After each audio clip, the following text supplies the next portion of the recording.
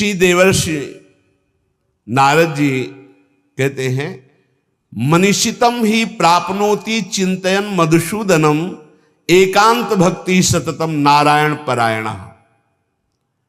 भगवान जब कृपा करते हैं तो अपनी एकांत भक्ति प्रदान करने के लिए अपने एकांतिक प्रेमियों का संग देते हैं। नाथ कृपा ही को पंथ चितवत दीन हो दिन रात, होई धो के काल दीन दयाल जान न जात। रात दिन केवल प्रभु की कृपा की बाट जो होने वाले को भगवत महाप्रेमी इनका संग मिलता है। जो रात दिन भगवान की कृपा की बाट, प्रभु मैं तो अज्ञानी नीच अधम हूं, मुझे पता नहीं आपकी कैसे प्राप्ति होगी, अब आप ही कृपा करो, तो भगवान ऐसे संतों से जोड़ देते हैं। जब भारी व्याकुलता होती है, मुमुक्षुता होती है या भगवत प्राप्ति की चाह होती है। मनीषितम ही प्राप्नोति चिंतन मधुसूदनम एकांत भक्ति सततम नारायण परायणा। देवर्षि नारद जी कहते हैं कि मनीषियों की कृपा से, संतों की कृपा से एकांतिक भक्ति का परिचय मिलता है, जो प्रभु का एकांतिक चिंतन होता है।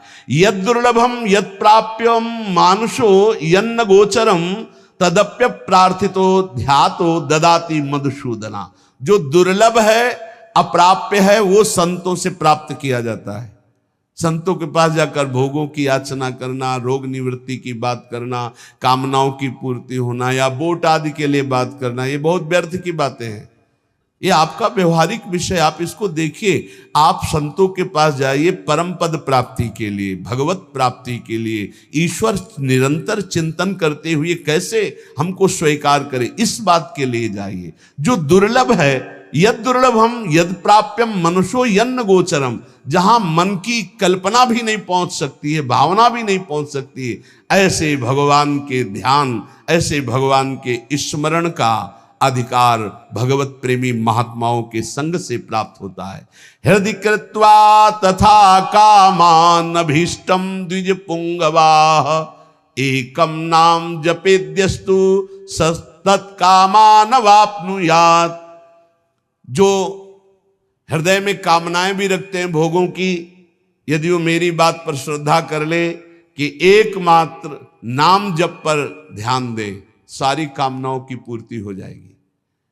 पहले नाम जप तुम्हारे दुख को प्रदान करने वाले पापों को भस्म करेगा।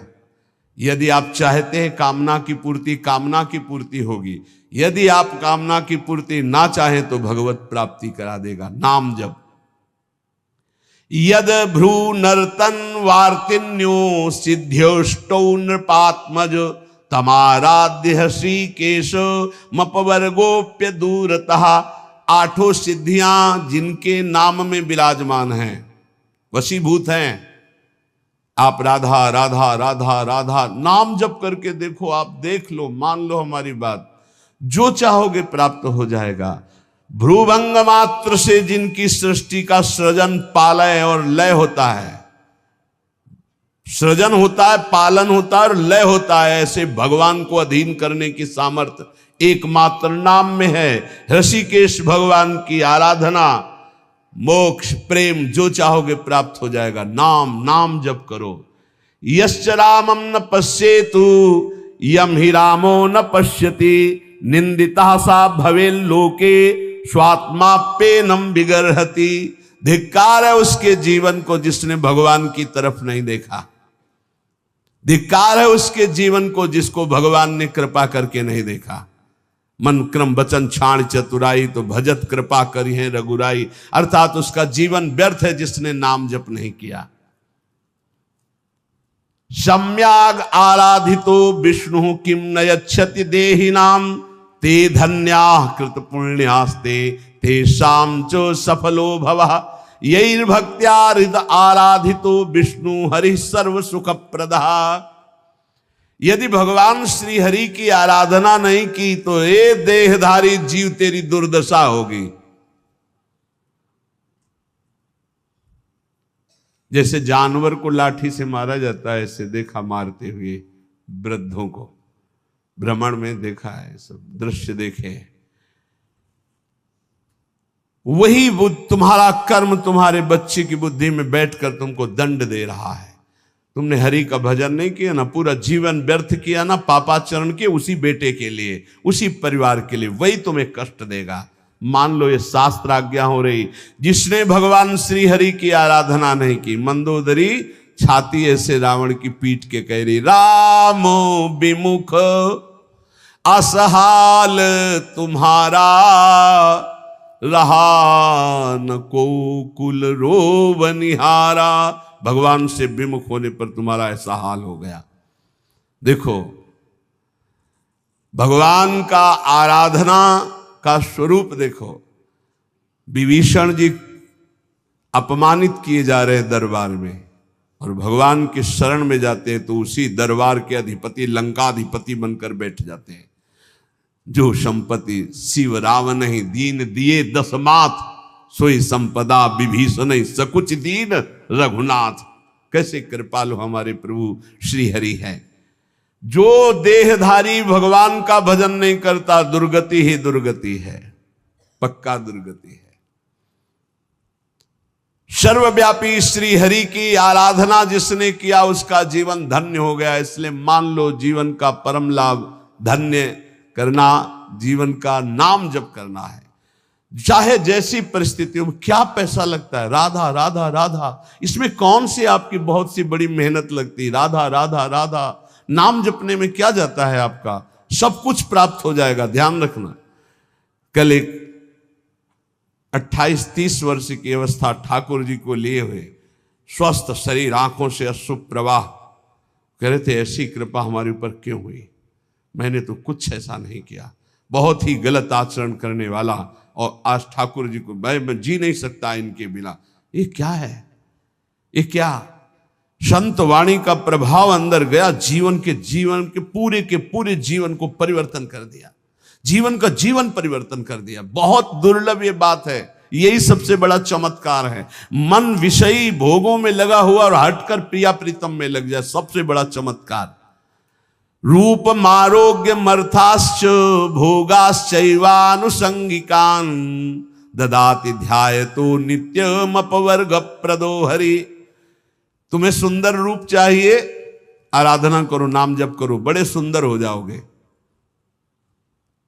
देखो सुंदरता किसे कहते हैं, हृदय के आकर्षण को सुंदरता कहते हैं। सबके हृदयों को आकर्षण कर ले उसे सुंदर कहते हैं। जैसे मान लो स्त्री स्वरूप सुंदर है तो पुरुष स्वरूप को आकर्षण कामी पुरुष को कर सकता है, सबके नहीं। या पुरुष स्वरूप बड़ा सुंदर तो कामिनी के हृदय को आकर्षण कर सकता है। लेकिन भक्त का ऐसा स्वरूप जागृत होता है, स्त्री पुरुष वयोवृद्ध दुष्ट पुण्यात्मा पापात्मा महात्मा सब आकर्षित होते हैं। क्यों?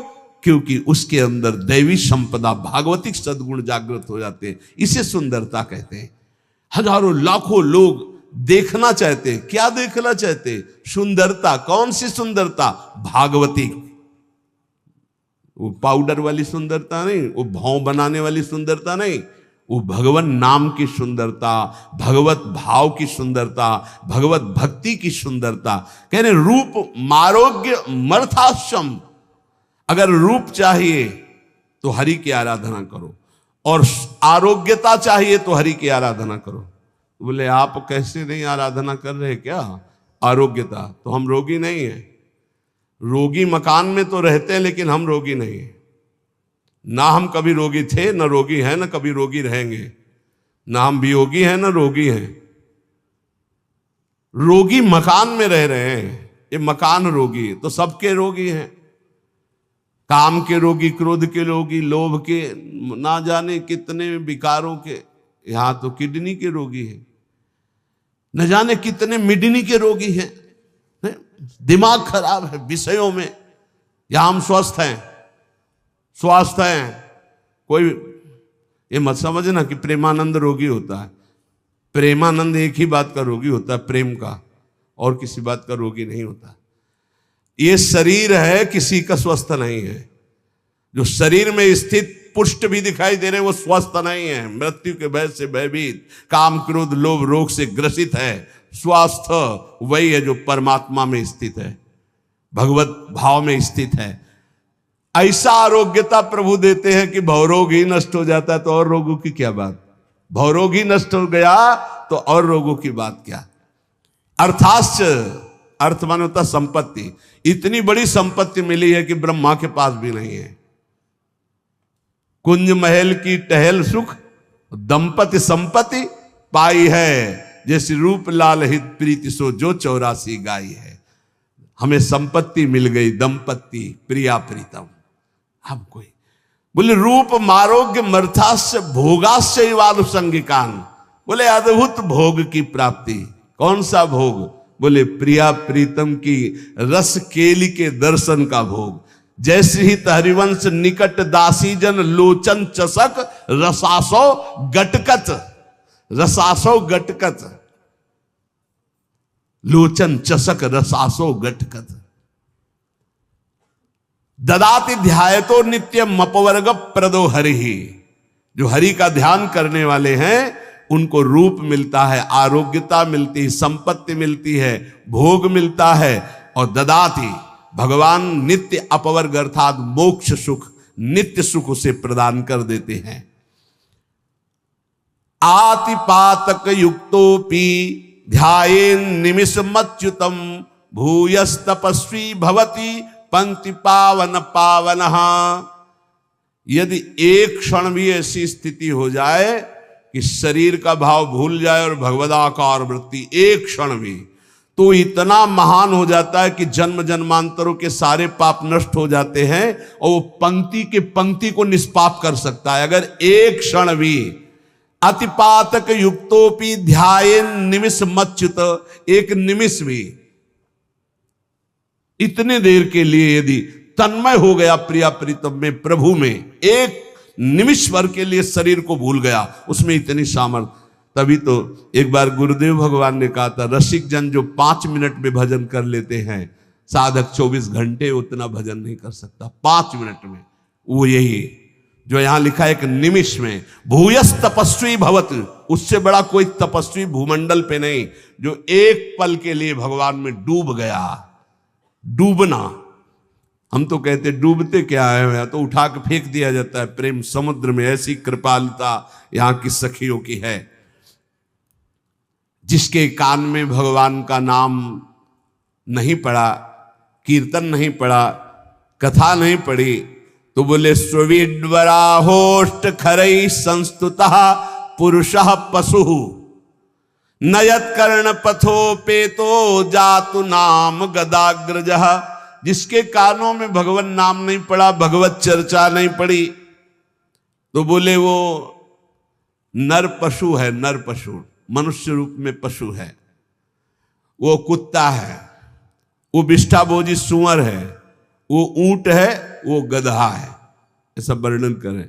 स्विट वराहोष्ट खरई है, स्विट वराहो खरई गधा, स्वाल कुत्ता, ऊंट। क्यों? क्योंकि भगवान से विमुख है, तो बोझा ढो रहा है संसार का केवल गधे की तरह, कुत्ते की तरह। जैसे कुत्ता इस भोग से उस दरवाजे में खाने, ऐसे भोगों में भटक रहा है केवल। जैसे ऊंट है ना, कांटे की वस्तुएं खाने में बहुत अच्छा लगता है, ऐसे ही गंदे विषयों को भोगने में केवल अच्छा समझता है। जिसके कानों में भगवत चर्चा नहीं गई, जिसने अपनी जबान से भगवान नाम कीर्तन नहीं किया, वो पशु से भी गया गुजरा है। मनुष्य के कान बने हुए भगवत चर्चा सुनने के लिए, जबान मिली हुई है भगवत प्राप्ति के लिए। खूब नाम जप करे, नाम कीर्तन करे। कृपन देई पाई परो बिनु साधे सिद्धि होई, सीतापति सन्मुख समुझ जो की जय शुभ सोई। इसलिए मेरी बात मानो, पाए पर जाओ भगवान के, अर्थात भगवान की शरण में हो जाओ, सारी सिद्धियां अपने आप आ जाती शरणागत के हृदय में। ये बात मान लो, मान लो, तुम्हारे किए नहीं होगा, प्रभु की शरण में हो जाओ। राम ही डरु करु राम सु ममता प्रीति प्रतीति, तो तुलसी निरुपदि राम को भय हारे हूं जीती। यदि भगवान का तुम्हारे हृदय में डर हो गया कि सर्वत्र भगवान मुझे देख रहे हैं, मैं कहां पाप करूं, कोई जगह ऐसी नहीं जहां मुझे भगवान नहीं देख रहे। तो बोले अगर ये प्रभु का डर आ गया और प्रभु की शरण में हो गए तो हार भी जाओगे तो जीता देंगे भगवान, हार भी जाओगे तो जीता देंगे। तुलसी निरुपति राम को भय हारेहु जीत, हार भी गए तो जीत जाओगे। इनका स्वभाव है जन अवगुण प्रभु मान न काऊ, दीन बंधुवती मृदुल स्वभाव। ऐसा स्वभाव कि एक बार शरण में हो गए तो तुम्हारा नाश नहीं होने देंगे, चाहे जितना पतित हो जाओ वो तुम्हारा उद्धार करके ही छोड़ेंगे, वो पतित पावन है। वेद पुराण संत मत एहू, सकल सुकृत कर फल राम सनेहू। समस्त साधना का फल है प्रभु के नाम में प्रेम हो जाए, प्रभु के चरणों में प्रेम हो जाए। इसलिए विनिश्चितम बदामि तेनान्यथा वचांसि में हरिम नरा भजन्ति एति दुस्तरम तरन्ति ते। मैं तुम्हें सब शास्त्रों का निश्चित सिद्धांत बता रहा हूं, मेरी बात झूठ मत मानना। जो हरि का भजन करते हैं उस समस्त दुखों से, भव सागर से पार हो जाते हैं। और हरि का भजन उसी के हृदय में होता है जो हरिजनों से प्रीति करता है, हरि भक्तों से प्रीति करता है।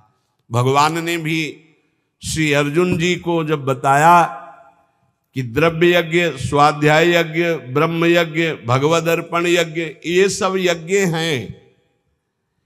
इन श्रेयान द्रव्य मयाद्यज्ञास ज्ञान यज्ञ परंतप सर्वम कर्माखिलम पार्थ ज्ञाने परिसमाप्तये। अर्जुन, जितनी भी मैंने यज्ञ वर्णन की, द्रव्यमय यज्ञों से ज्ञान यज्ञ श्रेष्ठ है, क्योंकि ज्ञान यज्ञ में सब कर्म भस्म हो जाते हैं और जीव जीवन मुक्त हो जाता है। ज्ञान यज्ञ में एक होता है कृपा से ज्ञान की प्राप्ति होना, एक होता है साधन से ज्ञान की प्राप्ति होना। जब साधन से ज्ञान की प्राप्ति को होता है तो साधन चतुष्टय अगर नहीं है तो वो अज्ञानी है, चाहे जितना ज्ञान वर्णन कर रहा हो। पहला साधन चतुष्टय है विवेक, दूसरा है वैराग्य, और तीसरे में 6 साधन है, इसे षट संपत्ति कहते हैं। सम दम श्रद्धा उपरति तितिक्षा और समाधान, और चौथा है मुमुक्षुता। ये 4 बातें होने पर ही वो ज्ञान मार्ग का अधिकारी हो सकता है। विवेक, विवेक कहते हैं जिसके अंदर सत असत का ज्ञान हो। सत्य क्या है और असत क्या है? तो वेद कहता है ब्रह्म सत्यम जगन मिथ्या, पूरा संसार झूठा है। सत्य है इसमें तो केवल ब्रह्म है, अन्यथा नहीं। जैसे भगवान शंकर कह रहे उमा कहूं मैं अनुभव अपना, सत हरिभजन और जगत सब सपना। सपने की तरह मिथ्या, जैसे स्वप्न में कुछ भी सत्य नहीं होता, ये जगने पर पता चलता है, ऐसे ही संसार में भगवान के सिवा कुछ सत्य नहीं है। ये तब पता चलेगा जब तुम्हारे अंदर ज्ञान प्राप्त हो जाएगा, ज्ञान जागृत होगा। पहला है विवेक, सत असत का ज्ञान हो जाना, इसे विवेक कहते हैं। दूसरा है वैराग्य।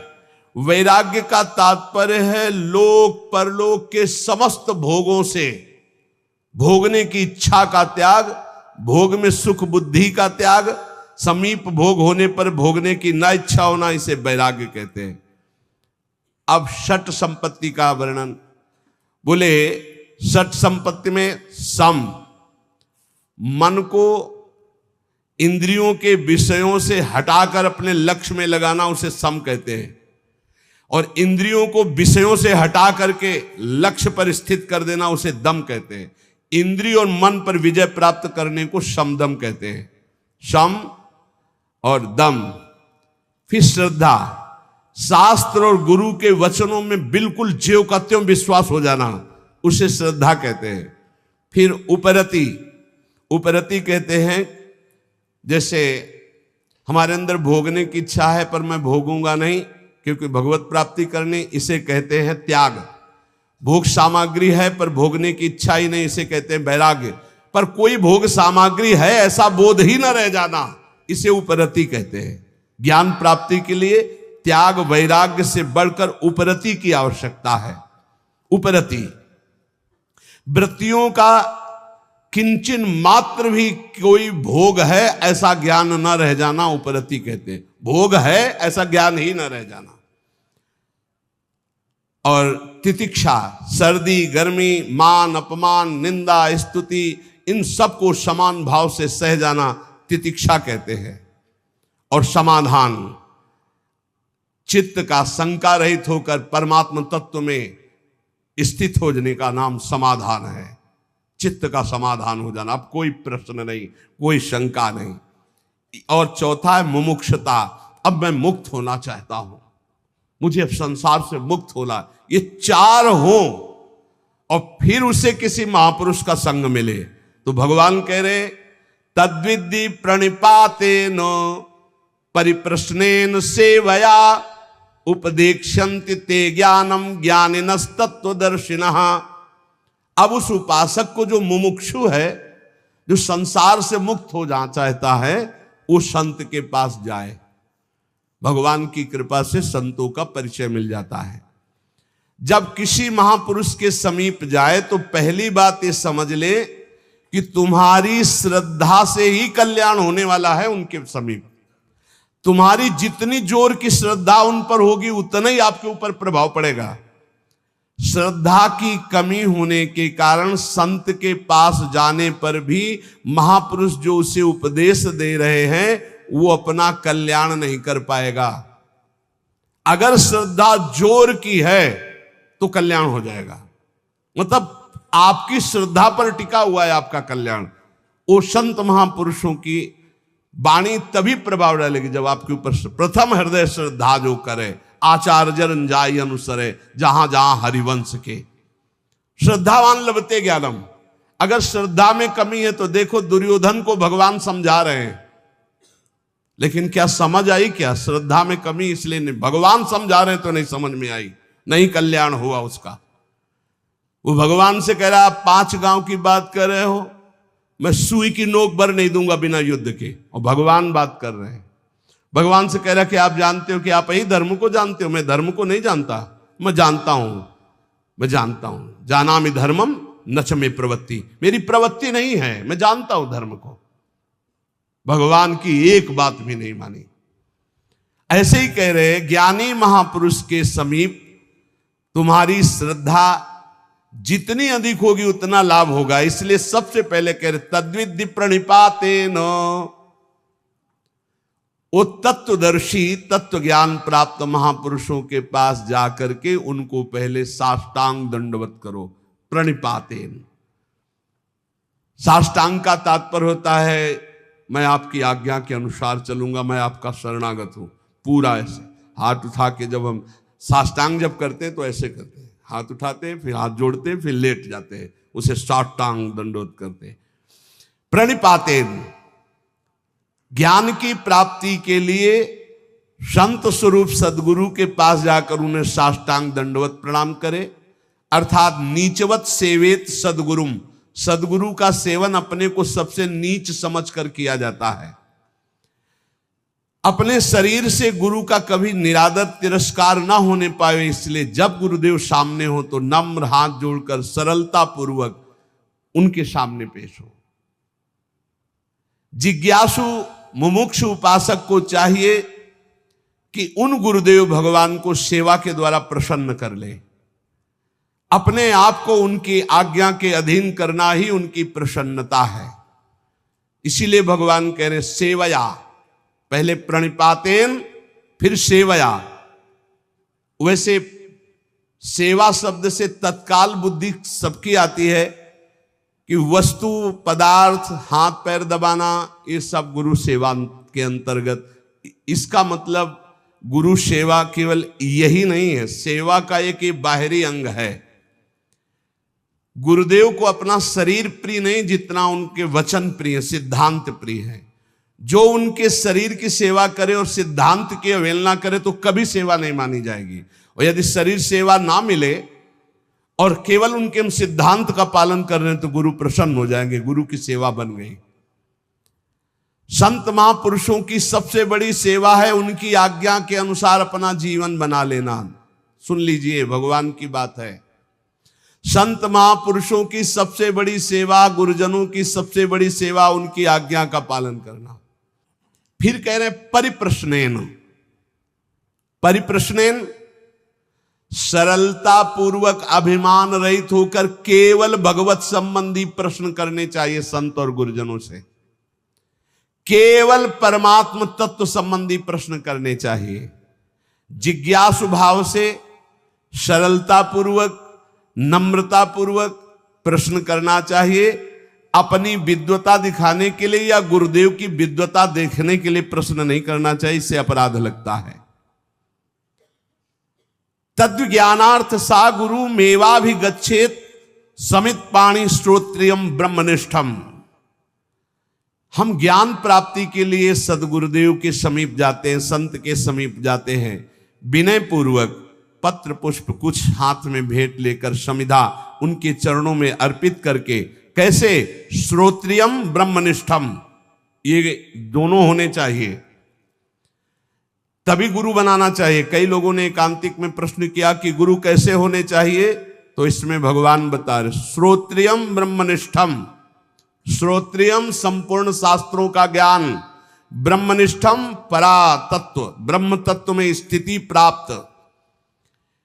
मैं कौन हूं, संसार क्या है, बंधन क्या है, मोक्ष किसे कहते हैं, परमात्मा तत्व का अनुभव कैसे होता है, मेरे साधन में क्या क्या बाधाएं हैं, उन साधन की बाधाओं को कैसे दूर करूं, तत्व समझ में नहीं आ रहा, आदि आदि प्रश्न केवल भगवत संबंधी ही होने चाहिए। भगवान ने कहा ज्ञानिनस तत्वदर्शिना, ज्ञानी और तत्वदर्शी। ज्ञानी कहते शास्त्रों का ज्ञान होना, तत्वदर्शी माने तत्व का बोध होना, तत्व का दर्शन साक्षात्कार किए होना। अगर तत्वदर्शी ज्ञानी महापुरुष नहीं है तो हमारा काम नहीं बन पाएगा। कैसे? ज्ञानी है पर तत्वदर्शी नहीं है तो उनके खोखले वचन होंगे, बोध नहीं है। अब तत्वदर्शी है, श्रोत्री नहीं है, तो अनुभव की बात शब्दों में कैसे बता पाएंगे? शास्त्रों का ज्ञानी नहीं, शास्त्रों के शब्दों की बात बोलने का तरीका ही नहीं पता, तो अपनी बात वो नहीं कह पाएंगे। इसीलिए प्रबुद्ध जी ने भी नौ योगेश्वरों में एकादश स्कंद में कहा सदगुरु कैसे होने चाहिए। बोले वेदों के पारगामी विद्वान और परब्रह्म तत्व के अनुभव। वही यहां कह रहे श्रोत्रियम ब्रह्मनिष्ठम, श्रोत्री शास्त्रों का सम्यक ज्ञान और ब्रह्मनिष्ठ ब्रह्म तत्व का बोध प्राप्त किए हुए। तीन प्रकार के अधिकारी होते हैं, एक होते उत्तम, एक होते मध्यम, एक होते कनिष्ठ। उत्तम अधिकारी गुरु सेवा के बाद गुरु उपदेश श्रवण मात्र से तत्वबोध को प्राप्त हो जाता है, क्योंकि वो गुरु अधीनता स्वीकार किए रहता है। जो उत्तम शिष्य होता है, उत्तम अधिकारी होता है, वो गुरु अधीनता पर होता है। जैसा बोलो, जैसा बोलो, आपकी आज्ञा के अनुसार। उसे ज्यादा साधन नहीं करना पड़ता, श्रवण मात्र से उसको बोध होने लगता है। मध्यम अधिकारी जो साधन पक्ष पर जोर रखता है, पर गुरु आज्ञा से करेगा, वो कृपा पक्ष पर उसका परिचय ज्यादा नहीं, उसका साधन पक्ष पर परिचय अधिक। वो मध्यम अधिकारी है, श्रवण करेगा, मनन करेगा, निधिध्यासन करेगा, साधन करेगा, रहेगा गुरु के अधीन ही, पर उसकी प्रधानता साधन पे होगी, वो मध्यम है।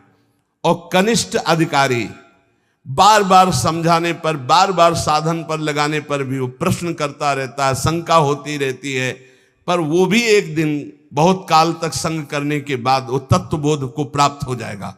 पर उत्तम वो है जो गुरु की अधीनता प्राप्त के साधन पक्ष पर दृष्टि नहीं, कृपा पर दृष्टि, वो सुनने मात्र से ब्रह्मबोध हो जाएगा।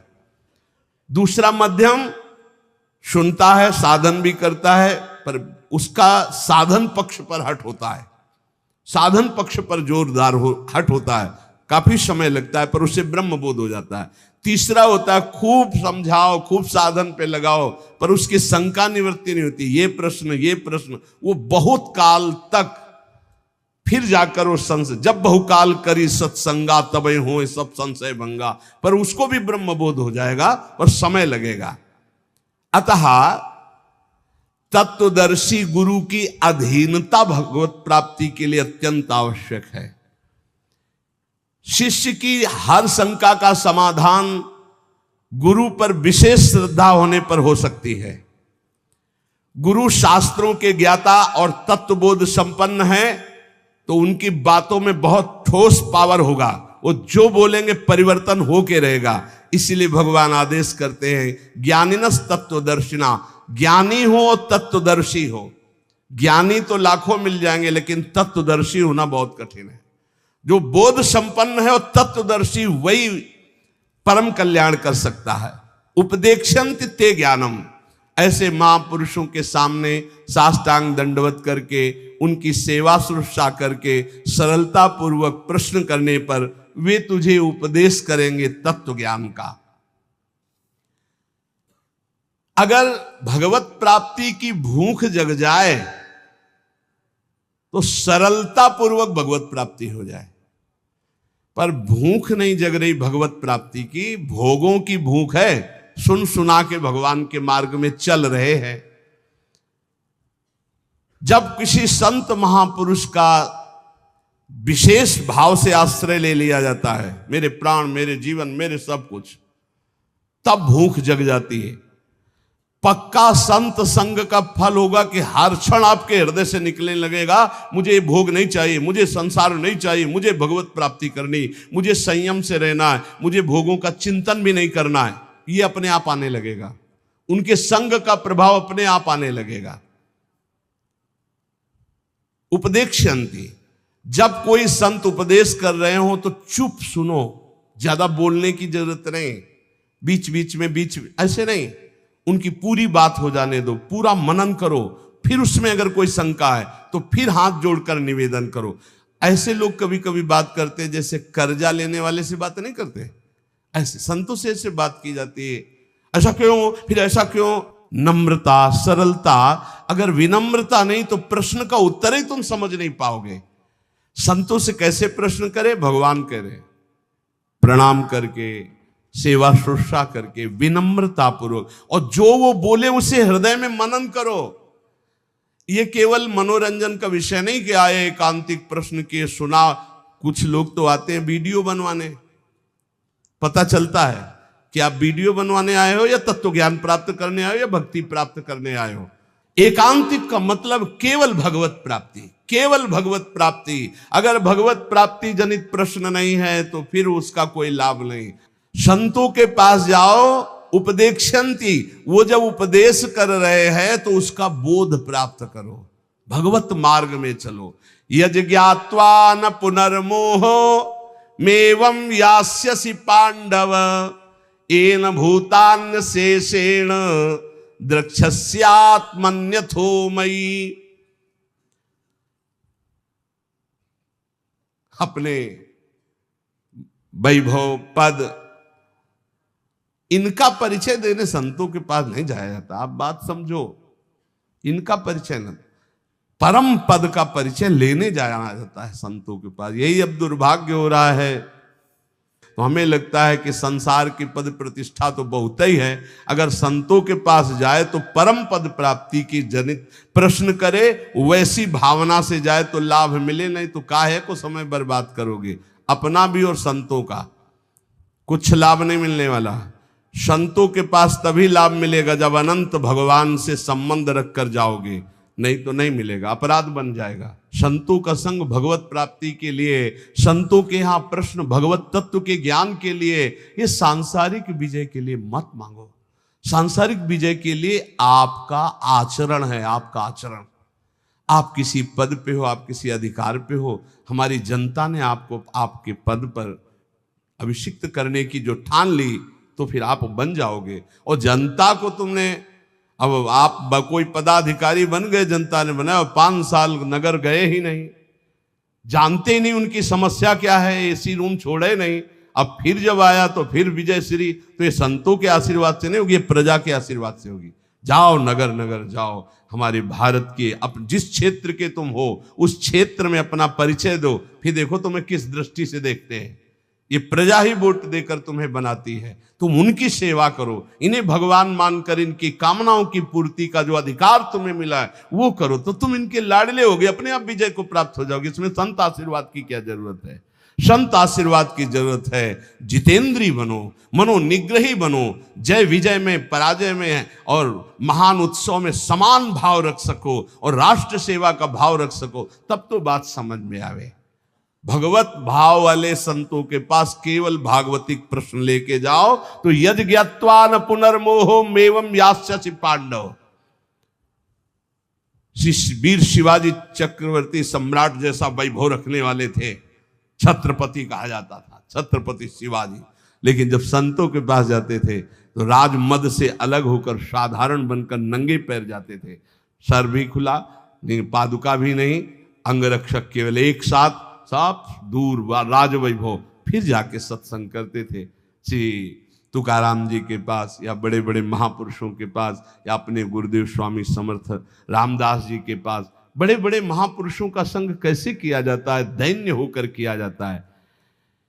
यदि ज्ञात्वा न पुनर्मोह मेवम यास्यसि, भगवान कह रहे हैं जो संत जन उपदेश करते हैं, यदि उसका तूने अनुभव कर लिया तो तुम्हें कभी मोह नहीं होगा। मोह ही जन्म मरण का हेतु है, मोह ही बहुत दुख प्रदान करने वाला है। हे अर्जुन, जिस तत्व ज्ञान से येन भूत्यान शेषेण तू संपूर्ण प्राणियों को पहले अपने में और उसके बाद मुझ सच्चिदानंद घन परमात्मा में देखेगा, वो ज्ञान तुझे संतों से मिलेगा। जब तू प्रणाम करके सेवा करके उनसे प्रश्न करेगा तो वो तुम्हें उपदेश करेंगे, उसका फल होगा कि तुम अपने आराध्य को सब में देखोगे और सबको अपने आराध्य में देखोगे, कहीं मोह नहीं रह जाएगा, तुम परम पद के अधिकारी बन जाओगे। देखो, जीवन का लाभ संत समागम, प्रारंभ से अभी तक संत समागम का लाभ, नाम जप में प्रीति हो जाए, किसी से द्रोह ना हो, सब में अपने आराध्य देव बैठे, पक्का समझ लो। ये ढांचे अलग अलग हैं, इनमें ईश्वर एक ही सब में विराजमान है। विविध नाम रूप अलग अलग है, एक ही परमात्मा सब में विराजमान है। ये ज्ञान आपको नाम जप से मिलेगा, ये ज्ञान भगवत सेवा से मिलेगा, ये ज्ञान आप सब शरीरधारियों के प्रति हित की भावना से मिलेगा। खूब नाम जप करो, कोई नशा मत करो, अच्छे आचरण करो। परिवार और समाज की सेवा से बढ़कर के कोई और भगवत सेवा नहीं है। इन्हीं में भगवान का दर्शन करते हुए इनकी सेवा करो तो तुम्हें भगवान की कृपा प्राप्ति इसी जन्म में हो जाएगी।